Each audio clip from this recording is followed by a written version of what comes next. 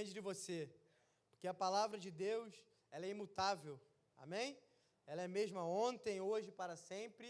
A palavra de Deus continua sendo poderosa o suficiente para curar, salvar, libertar, e a palavra de Deus é o que vai ser exposta aqui nessa noite, amém? Então, independente do canal que está expondo a palavra de Deus é suficiente. E a única coisa que vai determinar se você vai sair por aquelas portas e viver os melhores dias da sua vida é a forma como você vai reagir a essa palavra, amém? Hoje, estava na praia, e aí, quem também quando para assim para descansar um pouco, Deus começa a falar assim, vendo a natureza? Quem mais? Só eu?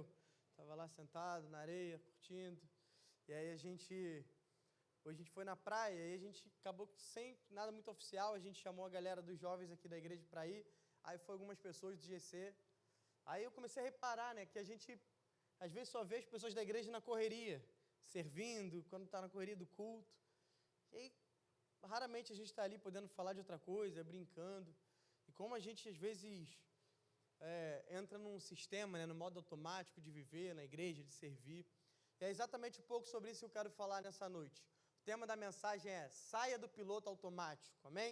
Será que você pode dizer para a pessoa que está do seu lado? Saia do piloto automático. Você vai entender o que eu quero dizer com isso. Eu queria que você abrisse sua Bíblia no livro de Apocalipse, capítulo 2. Apocalipse 2, a partir do versículo 1.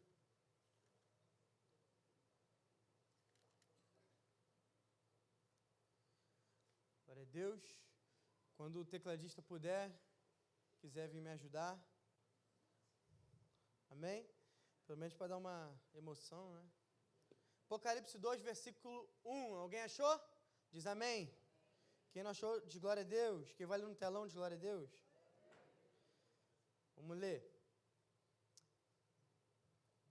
Ao anjo da igreja em Éfeso escreva: essas são as palavras daquele que tem as 7 estrelas em sua mão direita e anda entre os 7 candelabros de ouro. Conheço as suas obras, o seu trabalho árduo e a sua perseverança. Sei que você não pode tolerar homens maus, que pôs à prova os que dizem ser apóstolos, mas não são, e descobriu que eles eram impostores. Você tem perseverado e suportado sofrimentos por causa do meu nome e não tem desfalecido. Contra você, porém, tenho isso: você abandonou o seu primeiro amor. Lembra-se de onde caiu e arrependa-se e pratique as boas obras que praticava no princípio. Se não se arrepender, virei a você e tirarei o seu candelabro do lugar dele. Mas há uma coisa a seu favor: você odeia as práticas dos nicolaítas, como eu também as odeio. Aquele que tem ouvidos ouça o que o Espírito diz às igrejas. Ao vencedor darei o direito de comer da árvore da vida que está no paraíso de Deus. Quem pode dizer um amém por essa palavra? Amém. Não sei se você já chegou a ler Apocalipse, tem gente que tem medo de ler Apocalipse, né? Mas quando a gente chega no capítulo 2, a gente vai ver uma série de cartas que o próprio Jesus, o nosso mestre, o nosso rei, o nosso salvador, escreve para 7 igrejas na Ásia Menor. Jesus escreve carta para a igreja de Éfeso, Jesus escreve carta para a igreja de Esmirna, e Jesus escreve carta para outras 5 igrejas, são 7 igrejas no total. E Jesus começa com a primeira carta justamente para a igreja de Éfeso. Foi a primeira igreja a ser implantada na Ásia Menor. E é interessante porque essa carta foi escrita para a igreja de Éfeso há mais de 20 séculos, há 20 séculos, amém? Mas ela continua sendo atual para os dias de hoje. Ela continua sendo necessária para a igreja do dia de hoje. Então, quando você lê essas 7 cartas para essas 7 igrejas, a gente não tem que ler como se fosse uma carta exclusivamente para Éfeso, ou uma carta exclusivamente para Esmirna. Mas quando a gente lê essas cartas, a gente tem que entender que Jesus está escrevendo para a igreja, e a igreja sou eu e você, amém? Então, toda vez que a gente estiver falando aqui sobre essa carta nessa noite, eu quero que você troque a palavra Éfeso, a cidade de Éfeso. É claro, a gente vai falar um pouco do contexto desse lugar, mas eu quero que você se enquadre nisso. Eu quero que enquanto a gente expõe essa carta aqui nessa noite, você pense que Jesus escreveu essa carta para Lagoinhas ou na sua, amém? Para mim e para você. Mas primeiro, vamos entender um pouco do contexto local ali de Éfeso. O que Jesus está escrevendo essas palavras? O que significa isso? O que é esse local? E a gente tem que entender que Éfeso era a capital da Ásia Menor nessa época. Éfeso era a maior cidade, a cidade mais importante. Além de maior, geograficamente falando, era a capital. Então, sendo assim, a cidade mais importante. Era uma cidade portuária, onde pessoas vinham do mundo todo para negociar. Então, tinham cidadãos do mundo todo ali. Era uma cidade muito globalizada. E aquela cidade, ela era marcada pelo pecado, principalmente da idolatria, e pelo pecado da magia e da feitiçaria. Em Éfeso, naquela cidade, existia um templo chamado Templo da Deusa Diana. O Templo da Deusa Diana é considerado uma das sete, como é que é? Até esqueci a palavra agora. Maravilhas do mundo antigo. Era um lugar faraônico, gigante, onde as pessoas do mundo todo iam lá para adorar a deusa Diana. E basicamente, a deusa Diana significava fertilidade, significava ali o poder da mulher. Então, as sacerdotisas naquele lugar eram mulheres, e parte do rito religioso ali no templo da deusa Diana era fazer sexo com essas mulheres que serviam nesse templo. Então era um lugar totalmente idólatra, um lugar totalmente místico, um lugar onde tinha a sexualidade totalmente depravada, e era um lugar super globalizado. E se a gente parar para perceber os detalhes, é muito talvez parecido com os dias de hoje. A gente está vivendo talvez uma das gerações mais idólatras que já existiu, uma geração mística, uma geração sexualmente pervertida. E é esse contexto que Jesus está escrevendo essa carta, para essa cidade. Mas qual era o contexto da igreja em Éfeso? A cidade era assim, mas qual era o contexto da igreja? A gente vai começar a estudar sobre Éfeso lá no capítulo 19 de Atos. Quando Paulo chega em Éfeso, ali Apolo estava pregando o evangelho, mas Apolo ainda não tinha conhecido o poder do Espírito Santo. A Bíblia vai dizer que Apolo era um grande mestre. Ele conhecia da palavra, mas ele não conhecia do poder do Espírito. Mas Paulo chega ali, ele começa a pregar o evangelho, mas ele começa a pregar sobre o poder do Espírito Santo de Deus. Primeira parte de Atos 19 vai falar que Paulo prega e todo mundo que está ouvindo a mensagem é batizado no Espírito Santo. Começam a falar em outras línguas e o poder de Deus desce sobre aquela cidade. E no sábado agora eu vou fazer a parte 2 dessa pregação, quem quiser vir no Next, eu vou falar sobre uma cidade marcada pelo Espírito Santo de Deus. O que acontece quando o Espírito Santo vem sobre uma cidade? E aí o Espírito Santo vem ali em Éfeso, começa a mover, Paulo continua pregando, Paulo implanta uma igreja ali. Em 3 anos, essa igreja vive de verdade um grande avivamento. O Espírito Santo começa a tocar pessoas começam a ser salvas, ao ponto da Bíblia dizer que os magos, os feiticeiros, as feiticeiras daquela cidade se juntaram e queimaram todos os livros de feitiçaria e de magia daquela cidade. De tanto era o poder do Espírito Santo operando naquele lugar. Todos os livros de ocultismo, de feitiçaria, de magia negra foram queimados à praça pública, como quase que uma simbologia ou um decreto de que agora Jesus governava naquele lugar. E o evangelho continuou crescendo. Em 3 anos, a Bíblia vai dizer, em Atos 19 também, que todo cidadão de Éfeso tinha ouvido a palavra de Jesus, tinha ouvido o evangelho. Então essa igreja cresce, não só cresce, como ela implanta as outras igrejas da Ásia Menor. Todas as outras igrejas que Jesus escreve em Apocalipse foram implantadas a partir da igreja de Éfeso. A igreja de Éfeso, por um tempo, sustentou financeiramente a igreja de Jerusalém, que foi a primeira igreja. Era como se um campus, amém, tivesse financiando a sede, a matriz. Então, Éfeso, que era uma igreja que foi implantada depois, agora estava sustentando financeiramente a primeira igreja de todas, de tão poderosa que ela ficou. E aí, o apóstolo Paulo é preso. E ele levanta Timóteo como pastor daquela igreja. Timóteo pastoreia aquela igreja por um tempo.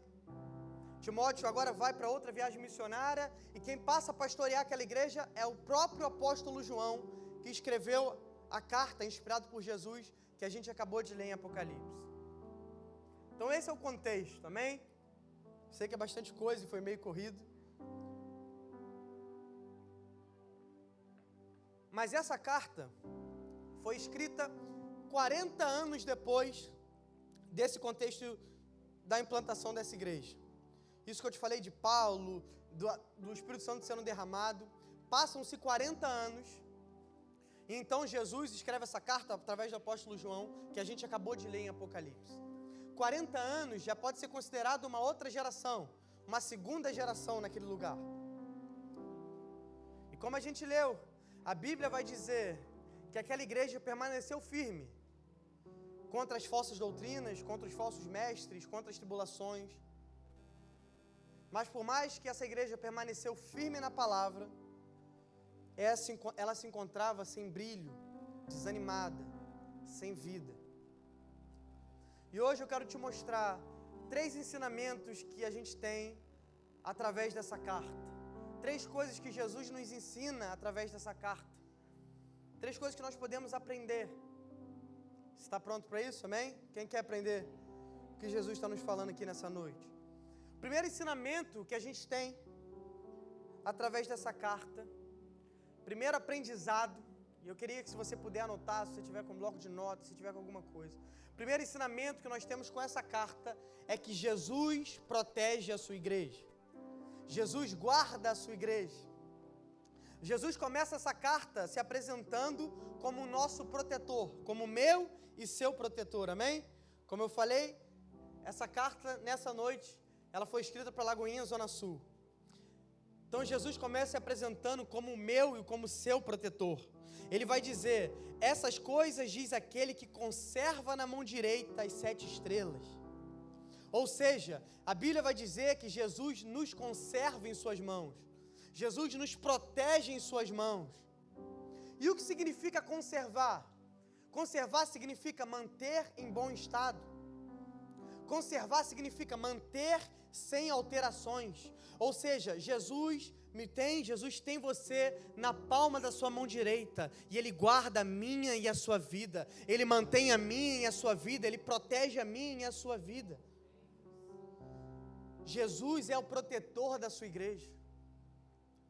E sabe, existe uma clara diferença entre conservar na sua mão e segurar na sua mão. Quando a gente fala que está segurando algo, por exemplo, eu estou segurando essa Bíblia, amém? Só que essa Bíblia, ela não cabe na minha mão.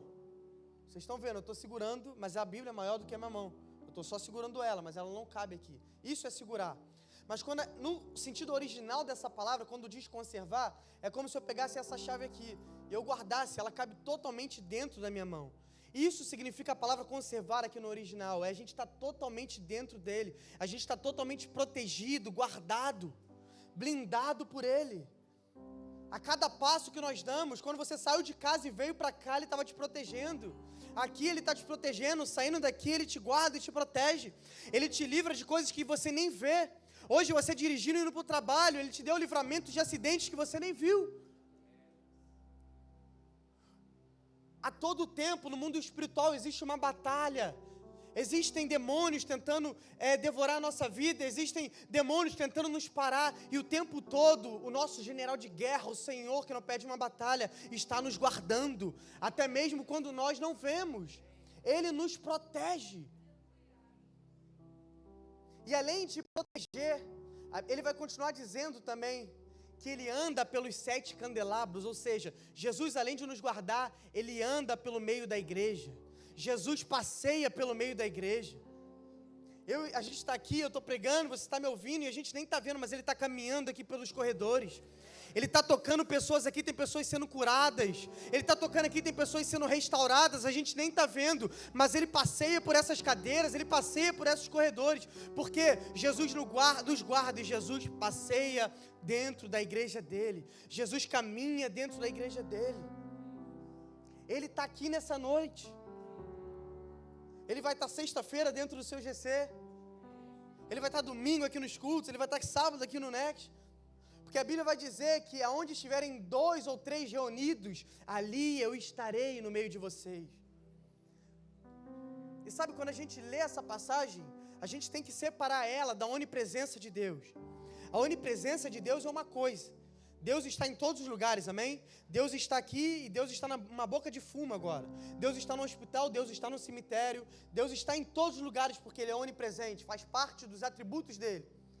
Mas quando Ele diz, aonde 2 ou 3 reunidos no Seu nome, ali eu estarei, Ele está falando de um nível mais intenso da presença dEle. Ele está aqui. E como é que a gente reage sabendo que Ele está aqui?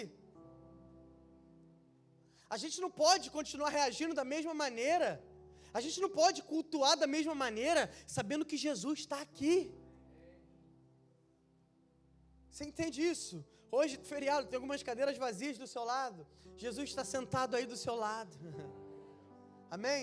Talvez você veio aqui precisando de um milagre, precisando de uma cura. E não tem nada que eu fale aqui que possa te dar isso. Mas Jesus, o seu Deus, o seu Salvador, que está aí no seu lado agora, Ele te cura, Ele te guarda, Ele te toca. Ele está aqui no sentido literal. Quando a gente fala, o Senhor está aqui no meio da igreja, a gente não está falando algo bonito. A gente não está falando algo para te emocionar. A gente está falando uma verdade absoluta da palavra de Deus. Porque foi Ele mesmo que prometeu no livro de Mateus: quando vocês estiverem reunidos em meu nome, ali eu estarei. Será que tem só mais uma pessoa aqui que veio para ver Jesus aqui junto comigo? Porque se tiver eu e você, Ele já está aqui, irmão, amém? Ele está aqui nessa noite, Ele está passeando no nosso meio, Ele está caminhando no nosso meio, a presença dEle é real. Então o primeiro aprendizado que nós temos é que Jesus é o guardador da sua igreja, amém? Jesus é o protetor da sua igreja. Não tem um dia sequer na sua vida que Ele não te guarda e te protege. Por mais que você não veja, por mais que pareça que todas as circunstâncias são contrárias, por mais que você esteja me ouvindo e fale, pastor, tudo ao meu redor me faz crer totalmente no contrário disso. Deixa eu te garantir, não fique com o que os seus olhos estão vendo, fique com a palavra está dizendo. E a palavra diz que Ele te guarda e Ele te protege. Então a primeira coisa que nós aprendemos com essa carta é que Jesus se apresenta como um protetor. E como Ele escreveu essa carta para Lagoinha, Zona Sul, Ele é o meu e o seu protetor, amém? Mas a segunda coisa que nós aprendemos com Ele nessa carta é que Jesus se agrada de uma igreja fiel. Jesus se agrada de uma igreja perseverante. Jesus, ao longo dessa carta, Ele vai expressar a sua felicidade em ver que aquela igreja foi uma igreja fiel e perseverante.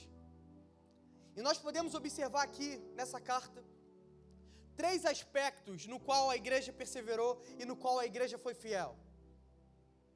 Aquela igreja perseverou, foi fiel, suportou diversas coisas, mas eu quero te mostrar 3 coisas aqui que aquela igreja foi fiel e suportou e que Jesus se alegrou neles, amém? No primeiro aspecto que essa igreja foi fiel é que eles foram fiéis na palavra de Deus. Jesus vai dizer, sei que você não pode suportar os maus e que pôs à prova os que se declaram apóstolos e não são e descobriu que são mentirosos. Mais à frente, ele vai dizer, mas você tem a seu favor o fato de que odeia as obras dos nicolaítas. Aquela igreja perseverou fiel contra a falsa doutrina. Aquela igreja perseverou fiel contra as heresias. Aquela igreja perseverou fiel contra os falsos mestres e falsos apóstolos. Jesus vai dizer que eles combateram os nicolaítas. E o que significa isso, pastor? Nicolaíta. Os nicolaítas eram um grupo que se levantaram no meio da igreja naquela época, levantando falsos ensinos, heresias, falsa doutrina. E basicamente, as principais falsas doutrinas que eles estavam tentando levantar no meio da igreja era que a igreja podia e devia comer comidas consagradas aos ídolos. Aqueles homens estavam tentando convencer a igreja de que era normal comer comida consagrada a ídolo. E aquela igreja também, esses homens, esses nicolaítas, também, principalmente, estavam tentando levantar na igreja um falso pensamento, ou uma falsa doutrina sobre a sexualidade. relativizando as coisas, relativizando o sexo, trazendo então uma sexualidade pervertida, uma sexualidade imoral para dentro da igreja. Mas Jesus vai dizer que aquela igreja combateu esses falsos mestres. Aquela igreja se permaneceu firme contra a sexualidade imoral. Aquela igreja se permaneceu firme contra as comidas consagradas aos ídolos. Ou seja, aquela igreja não abandonou a palavra de Deus. Aquela igreja não relativizou a palavra de Deus. E hoje em dia nós precisamos ser fiéis também à palavra dele. Nós estamos vivendo um tempo que as pessoas fazem de tudo para tentar relativizar a palavra, moldar a palavra para essa geração aceitar. A gente aqui não vai moldar a palavra para geração nenhuma aceitar. Aqui a gente vai pregar a palavra de Deus, goste ou não, queira viver ou não. Mas aqui a gente vai continuar pregando que sexo é só depois do casamento. Aqui a gente vai continuar pregando que pecado é pecado. Por quê? Porque a gente não está aqui para agradar ninguém, a gente está aqui para pregar a palavra de Deus. E aquela igreja permaneceu fiel na palavra de Deus. Falsos mestres tentavam se levantar, falsas doutrinas tentavam se levantar, mas eles permaneceram fiel. E esses dias, os dias que a gente está vivendo hoje, o mundo vai fazer de tudo para tentar relativizar a sua fé, para tentar relativizar a sua crença, dizer, peraí, você está ficando meio bitolado, não é bem assim não, peraí, você está sendo radical demais. Se ser radical é crer e viver o que a palavra de Deus está dizendo, então pode me chamar de radical, eu sou radical. Amém? Pode me chamar de bitolado, mas eu quero viver integralmente o que a Bíblia está dizendo. Eu quero obedecer a Bíblia de forma integral. Eu não estou aqui para pegar só o que eu quero da Bíblia, o que eu gosto. Se eu abracei essa palavra, eu creio que essa palavra é de Deus, eu tenho que crer que ela é de Deus de capa a capa. Na parte que vai dizer que eu vou prosperar, e na parte que eu tenho que dizer que eu tenho que me arrepender também. Na parte que vai dizer que eu tenho vitória, que eu vou ser vitorioso, mas na parte de dizer que eu tenho renúncia também, que eu tenho que renunciar. Amém? Eu abracei essa palavra de capa a capa, eu abracei ela 100%. E esses homens viveram também a palavra de forma integral. Não abandonaram a verdade da palavra. Eles foram fiéis à palavra de Deus. E esse é o convite do Senhor para nós nos dias de hoje. Mas em outro aspecto que esses homens também foram fiéis, é que eles foram fiéis e perseverantes no meio da tribulação, no meio da perseguição. Como a gente falou no início, aquela cidade era uma cidade totalmente imoral, era uma cidade totalmente idólatra. Então a igreja cresceu, mas a igreja não cresceu num ambiente tranquilo, amém? A igreja cresceu num ambiente de perseguição. Aquela igreja cresceu num ambiente de perseguição, de guerra, de prisão, de morte muitas vezes. Mas a Bíblia vai dizer, Jesus vai dizer que eles permaneceram fiel a cada tribulação. Aquela igreja enfrentou perseguições, enfrentou tribulações, mas eles continuaram perseverantes.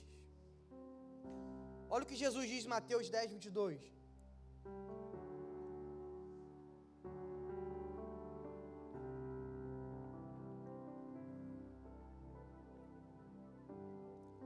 Todos odiarão vocês por causa do meu nome. Aquele que, porém, ficar firme até o fim, esse será salvo.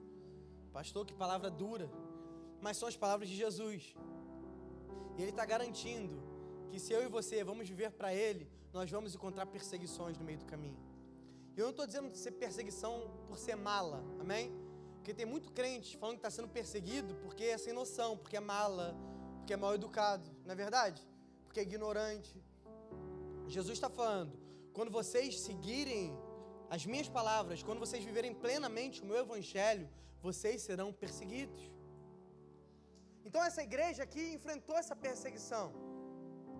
Jesus, em outra passagem, vai garantir também, no mundo vocês terão aflições, no mundo vocês terão provações, amém? Então, se Jesus está dizendo isso, gente, é porque a gente vai ter. Então não adianta eu vir aqui pregar que tudo vai ser uma bênção. Daqui a pouco você está, amanhã vem a primeira tribulação e você desiste de tudo, desvia. Então não tem interesse em te enganar aqui, amém? A Bíblia vai dizer, Jesus vai dizer que nós vamos ser perseguidos. Jesus vai dizer que nós vamos passar tribulações. Mas existe uma boa notícia para isso também. Tiago 1, versículo 2. Meus irmãos, tenham por motivo de grande alegria o fato de passarem por várias provações. Por quê, pastor? Porque sabendo que a provação da fé que vocês têm produz perseverança.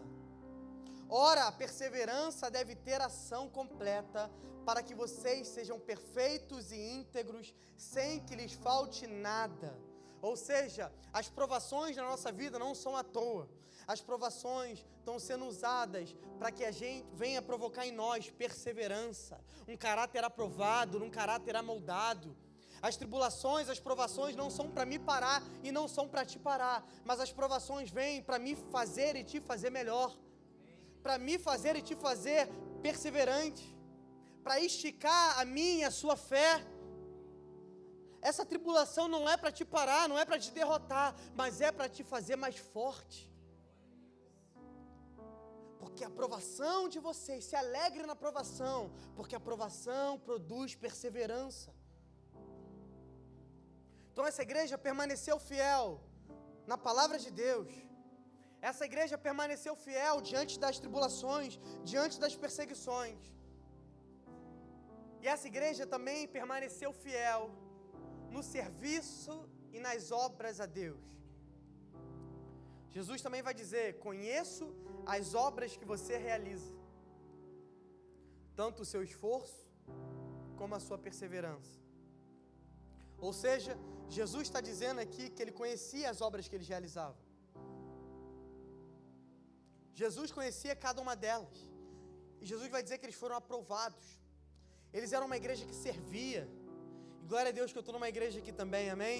Que serve, que trabalha, que se gasta pelo reino de Deus. Cadê os voluntários da nossa igreja? Glória a Deus, todo culto aqui tem diversos voluntários. A gente tem o Hope, que é o nosso Ministério de Ações Sociais. A gente tem uma igreja viva, amém? Uma igreja que está em movimento. E eles eram uma igreja assim.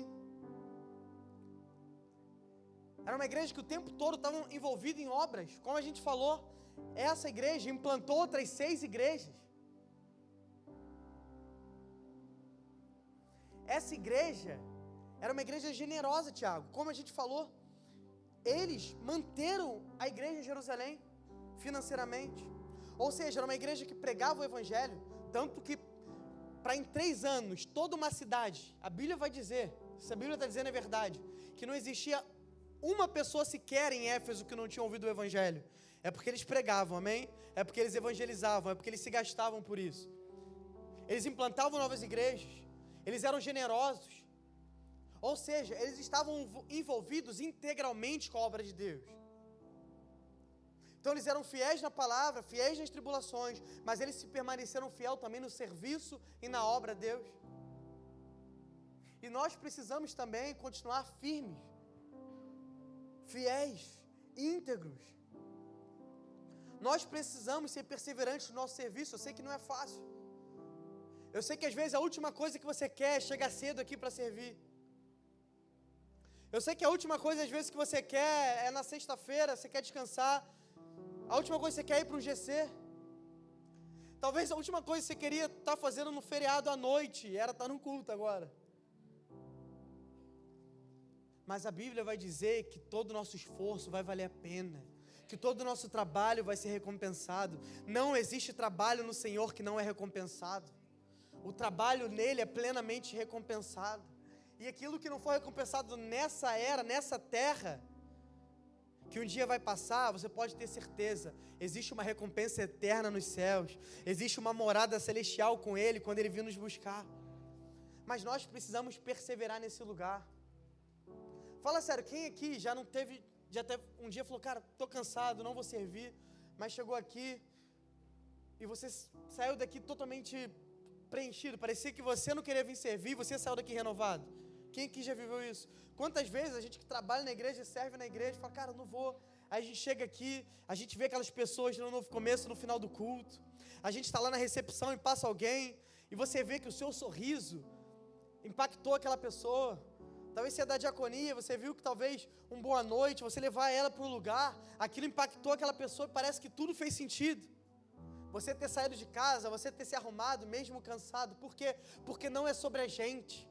O trabalho em Deus, o serviço em Deus, nunca é para nós, mas é para tocar outras pessoas. E aquela igreja estava envolvida nisso. Era uma igreja que combatia as heresias, era uma igreja que suportava as tribulações, mas era uma igreja também que servia de todo o coração. Amém?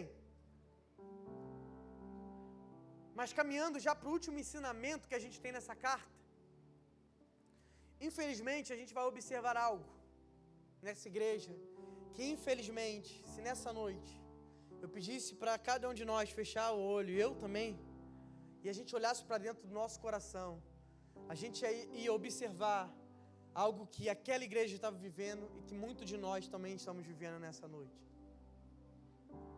Infelizmente, o que eu vou falar aqui agora, o diagnóstico que Jesus dá para essa igreja, infelizmente, muitas vezes é o diagnóstico que está no meu e no seu coração também. E o que é isso, pastor? O que eles estavam vivendo? Era uma igreja que de fato estava sendo fiel na palavra. Era uma igreja que de fato estava combatendo as heresias com todo o coração. Era uma igreja que estava perseverando nas tribulações. Era uma igreja que estava servindo, trabalhando. Você vinha terça e domingo servir, ia no GC, ia domingo. Mas fazia tudo isso sem amor. Fazia tudo isso sem brilho nos olhos. Fazia tudo isso sem queimar por Jesus. Fazia tudo isso no modo automático. Combatia heresia, servia, pregava, compartilhava do evangelho, fazia tudo isso, chegava cedo, arrumava, vinha servir na recepção, vinha servir na produção, estava no carisma, aprendendo a palavra, permanecendo na palavra, mas fazendo tudo isso sem amor. E quantas vezes eu e você não estamos assim? Fala a verdade. Olha para dentro de você. Quantas vezes a gente não entra num modo automático, num piloto automático? Quando você vê, você só está vindo servir para bater uma carteirinha em crente. Você só está vindo na torre de oração porque tem que vir. Você só está indo no GC porque tem que ir, senão o seu líder manda mensagem para você. Só está vindo no culto porque afinal você é evangélico, tem que ir no culto no domingo. Mas sabe, esse é o terceiro ensinamento que eu tenho com essa carta. Jesus não me quer e não te quer no modo automático. Ele nos quer de todo o coração. E a verdade é que quantas vezes a gente já ouviu essa palavra, a gente já leu esse texto, a gente já falou sobre isso, perdeu o primeiro amor. E quantas vezes a gente não conectou isso exatamente a desviar? Fulano perdeu o amor, fulano desviou. Nossa, não posso perder o primeiro amor, não posso desviar. Não, essa igreja aqui não desviou. Essa igreja estava dentro do templo. Essa igreja estava servindo, estava lendo a Bíblia, estava pregando a Bíblia. Mas tinha perdido o primeiro amor. E parece até paradoxal, né? Como assim, pastor? Essa igreja está fazendo isso tudo. Jesus, inclusive, está elogiando eles que eles estão fazendo isso tudo, mas eles não têm amor.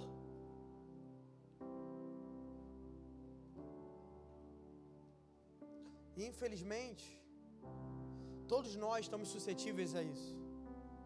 Infelizmente, todos nós estamos suscetíveis a isso. Afinal, todos nós temos a nossa vida, temos a nossa rotina, temos o nosso cotidiano, temos circunstâncias. Quem aqui tem alguma vida, tem vida perfeita? Fala, pastor, minha vida é perfeita. Pedi para você vir aqui no final orar por mim. Todos nós temos dificuldades, todos nós temos tribulações. Por mais que você saia impactado aqui da palavra, amanhã você vai acordar e você pode receber uma notícia ruim. Amanhã eu posso acordar e a minha filha pode estar mais bagunceira que o normal. Eu estou tentando ler a palavra, mas ela fica, pai, pai, pai. E aí eu não consigo ler a palavra como eu gostaria, não consigo orar como eu gostaria. E aí na quinta-feira, sei lá, meu carro deu problema. E aí na sexta-feira eu recebi outra notícia ruim. E aí quando a gente vai ver, a gente está completamente sufocado com as notícias. A gente está completamente sufocado com as circunstâncias. A gente está totalmente atolado naquilo que a gente está vivendo, nas dificuldades. E quando a gente vê, talvez a gente não desviou. Talvez você não desviou. Talvez você não se afastou. Talvez você não pecou, foi para o mundo. Não, você está aqui. sentando na igreja, vindo no culto, indo pro GC, servindo, de crachá, de colete, liderando o GC, pastoreando, muitas vezes, quantas vezes eu não me peguei assim? Vindo pregar, ou vindo para a igreja, meio que cumprir uma agenda evangélica, uma agenda eclesiástica. Quando a gente vê, a gente está aqui, sem queimar como um dia já queimou. Se lembra? Quem que se lembra de quando se converteu? Quem que lembra de quando aceitou Jesus? O pastor Igor chegou a comentar aqui um pouco, quando ele falou do acampamento do Nextim. Eu me converti quando eu ainda era adolescente, lá em Niterói, há 9 anos atrás. E eu me lembro de como foram meus dias depois de me converter. Eu me lembro que eu já fiquei, acredite se quiser, 8 horas trancado no meu quarto, lendo a Bíblia, com louvor lá. Minha mãe me chamava de maluco. Eu em todo culto, né, da igreja. Eu ia terça-feira no culto. Acho que o Pray lá em Niterói era quinta-feira. Eu ia sexta-feira no GC, segunda e quarta estava no Carisma, sábado estava no Next, domingo. Por quê? Porque eu estava apaixonado. E eu não ia por obrigação, não ia, porque se eu não fosse um culto, se eu não fosse um GC, eu sofria. Por quê? Porque eu estava apaixonado por Jesus. Eu estava totalmente rendido. Vamos lá, quem não lembra aqui dos primeiros dias? Você vinha no culto, qualquer louvor te fazia chorar. Qualquer palavra, não importava se era Morgan, se era Igor, se era Gabriela Lopes, se era Hernando Dias Lopes, ou se era qualquer um que subisse aqui. Você estava, no final do culto, você estava chorando. Estava aqui de joelho, agora não. Ah, não vai ser a pastora Gabriela que vai pregar. Ou, para não falar, não vai ser o pastor Morgan que vai pregar, se você gosta de mim. Aí fica escolhendo. Aí vai, cara, Deus me livre. Essa noite Jesus nos trouxe aqui para nos realinhar, amém? Essa noite aqui não é só uma noite de novo começo para quem não é crente. Essa noite é uma noite de novo começo para mim e para você. Estamos de crachá, de colete, liderando, servindo. Ele está nos levando de volta ao primeiro amor. Ele está nos ressignificando tudo de novo. Sabe, a gente vai voltar a chorar como criança. Qualquer louvor, às vezes a gente não está nem entendendo o louvor, mas a gente só ouvia, no louvor cantava que Jesus me ama, Ele me ama, e a gente já estava chorando. Aí agora não, a palavra tem que ser profunda, tem que ser as mais altas revelações. Se a gente parar de se emocionar, de ler João 3,16, porque Ele amou tanto o mundo, que entregou o seu único Filho para morrer no meu lugar. A gente tem que continuar chorando, lendo esse texto até o último dia da nossa vida. Essa é a maior revelação que a gente tem. Que o Deus Todo-Poderoso no trono desceu na terra, se fez homem, viveu a minha e a sua vida, morreu pelo meu e pelo seu pecado. Se isso não tocar mais o nosso coração, meu Deus do céu. Mas graças a Deus que Jesus nos trouxe aqui nessa noite, amém? Jesus está nos trazendo de volta. Jesus está trazendo nosso coração de volta a queimar por Ele. Ele quer você de todo o coração. Sabe, Jesus não quer o seu serviço. Jesus não quer o seu braço. Glória a Deus, servir glorifica Ele, amém? Servir toca outras pessoas. Mas enquanto você está servindo sem um coração nele, você não está agradando a Jesus. Pode estar agradando ao pastor, o líder que está te vendo, mas eu não quero viver para agradar pastor, amém? Nem para agradar líder, quero viver para agradar Jesus. Mas pastor, tudo bem. Eu entendi hoje, nessa noite. Talvez eu tenha abandonado o primeiro amor. Talvez eu não esteja queimando tanto mais como eu já queimei um dia. Talvez eu não esteja tão apaixonado mais quando eu estive um dia. O que fazer então? E Jesus termina essa carta exortando aquela igreja a 2 ações. Amém? Já estou terminando o louvor, já pode ir vindo. A primeira ação que Jesus exorta aquela igreja a ter é: reconheça da onde você caiu. Primeira coisa que eu e você, quando a gente entende que perdeu o primeiro amor, primeira coisa que a gente precisa fazer é reconhecer da onde a gente caiu. E sabe o que eu acho interessante? É que Jesus nunca disse, você perdeu o primeiro amor. Porque quem perde, não sabe onde está, amém? Perder é perder. Quem perde não sabe onde perdeu, senão não era perdido. Jesus fala, você abandonou o primeiro amor. Se Jesus fala que abandonou, é porque nós sabemos exatamente onde a gente abandonou. Por isso ele fala, reconheça onde você caiu. Reconheça onde você abandonou. Reconheça o que você deixou de fazer.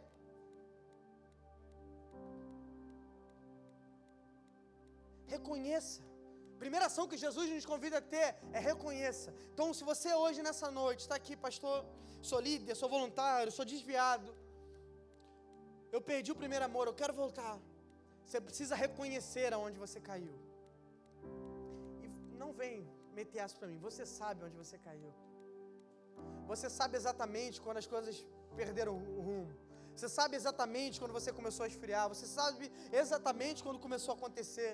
O que você deixou de fazer, o que você começou a fazer.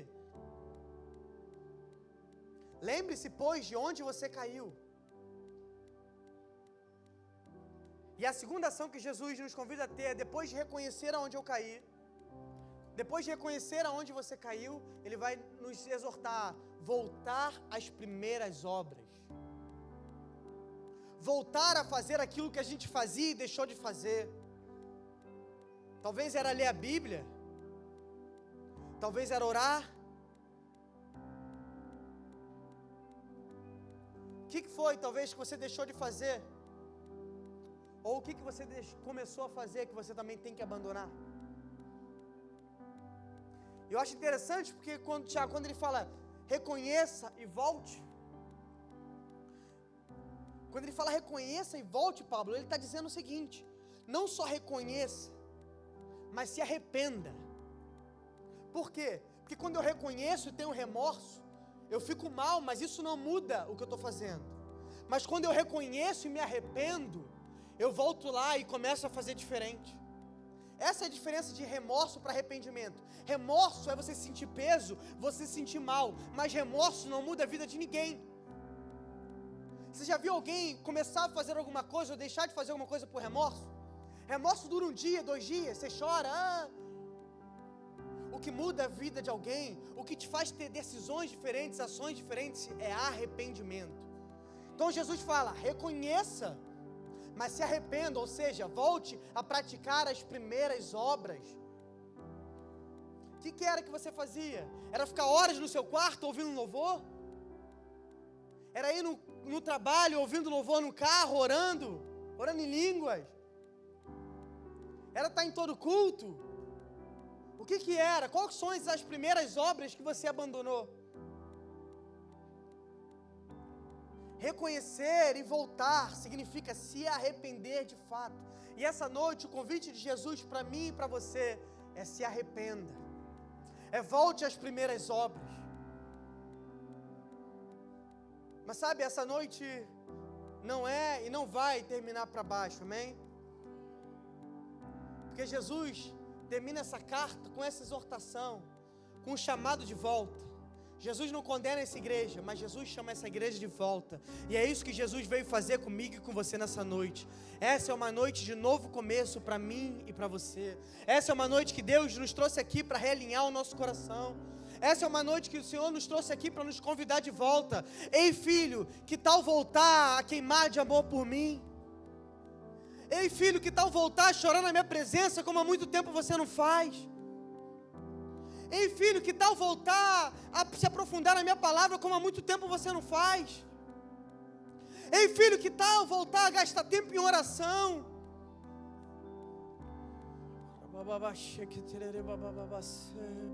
Sabe, você pode ficar de pé no seu lugar, mas eu queria que você ficasse de pé ligado. Sabe, ninguém se mexe nesse momento, eu queria que você ficasse de pé. Se você puder fechar os seus olhos. Essa é a noite que o Senhor está recalculando a nossa rota. Essa é a noite que o Senhor está recalculando o rumo que o nosso coração estava nos levando. Ele nos trouxe aqui nessa noite para sair de vez do piloto automático. Sair de vez de um serviço automático. Sair de vez de um evangelho automático. De fazer por fazer. Mais importante que as obras é um relacionamento com Deus da obra. Mais importante que o serviço é um relacionamento com Deus do serviço. O Senhor não está aqui querendo os seus braços, irmão. O Senhor não está aqui querendo o seu trabalho, a força dos seus braços. O que Ele está esperando de você nessa noite é o seu coração. Sabe, nessa noite, fique com seus olhos fechados no seu lugar. Nós vamos cantar essa canção. Se puder, bota a mão sobre o seu coração. Essa é a noite que o Senhor está te trazendo de volta. Você que está aqui, que é líder, voluntário, ou você que está aqui desviado, afastado. Eu não sei como você se encontra aqui nessa noite, mas uma coisa é certa: Ele vai nos levar de volta ao primeiro amor. Ele vai nos tirar dessa frieza espiritual. Ele vai nos tirar desse evangelho automático. Vamos lá, feche os seus olhos.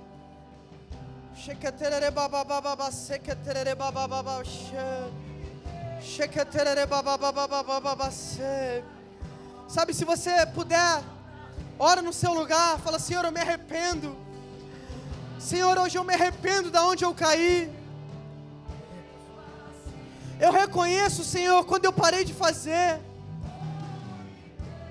Eu reconheço, Senhor, que eu parei de orar. Eu reconheço, Senhor, que eu parei de me deleitar em Ti. Vamos nessa noite. Se você reconhece que essa pessoa é você, independente de quem você seja, rasgue o seu coração, chore na presença dEle, se quebrante na presença dEle, como há muito tempo você não se quebrantava. Vamos lá. O Senhor vai começar a abraçar algumas pessoas aqui nessa noite.